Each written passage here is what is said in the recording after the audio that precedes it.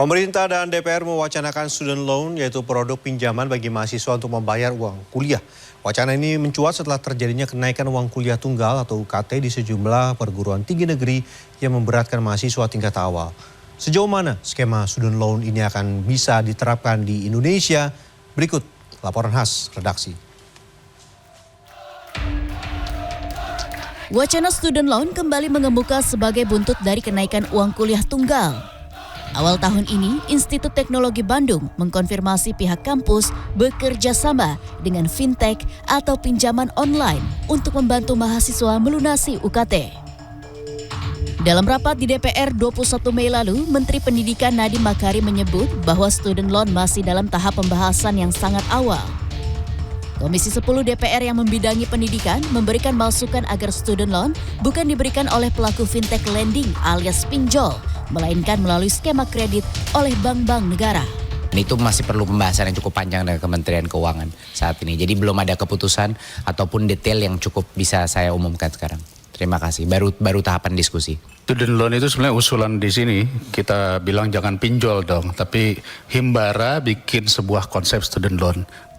Indonesia pernah menerapkan student loan dengan nama Kredit Mahasiswa Indonesia atau KMI pada 1982. KMI dibuat untuk mendorong mahasiswa lebih cepat lulus dari perguruan tinggi negeri. Sebab saat itu banyak mahasiswa baru bisa lulus setelah 8 tahun karena harus bekerja sambil kuliah. Sayangnya, KMI malah menimbulkan kredit macet dan akhirnya tidak dilanjutkan. Berkaca pada pengalaman tersebut, pengamat isu-isu pendidikan Darmaning Tias mengatakan student loan tidak perlu diterapkan pada saat ini. Karena meskipun sudah ada benchmark dari berbagai negara, tapi juga benchmark itu kan juga menunjukkan banyak kegagalan dari student loan gitu. Seperti misalnya student loan di Amerika yang banyak menjadi acuan, itu kan juga dirasakan membebani mahasiswa, terutama ketika mahasiswa setelah lulus itu tidak bisa mendapatkan pekerjaan yang layak dan bergaji cukup untuk mengembalikan kredit tersebut.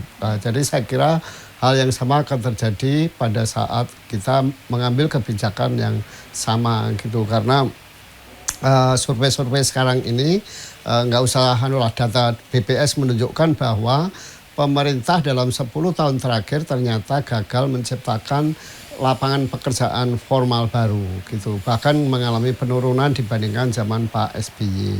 Artinya apa? Kalau begitu setelah lulus mahasiswa mau bekerja di mana? Gitu lah. Kalau mahasiswa nggak langsung bekerja di sektor yang memberikan gaji cukup, bagaimana akan mengembalikan kredit mahasiswa itu?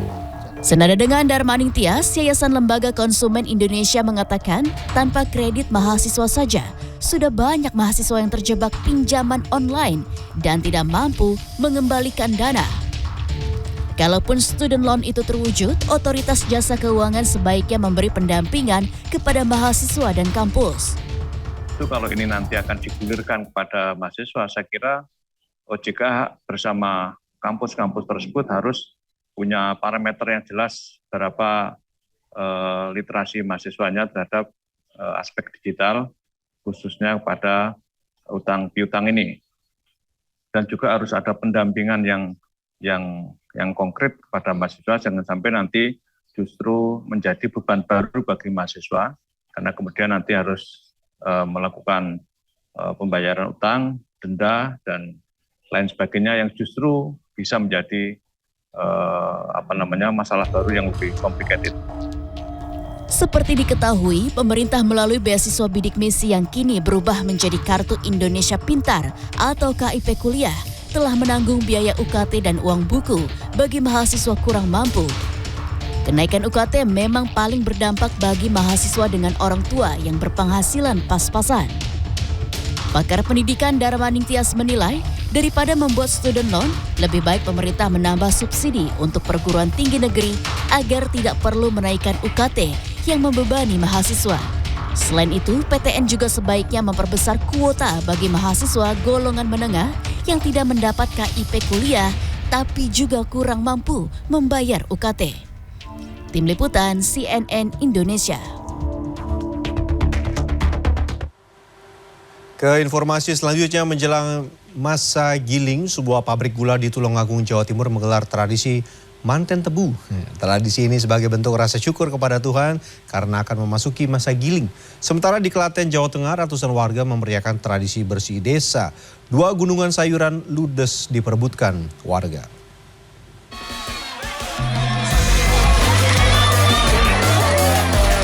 Ratusan warga berebut jajanan di gunungan ini.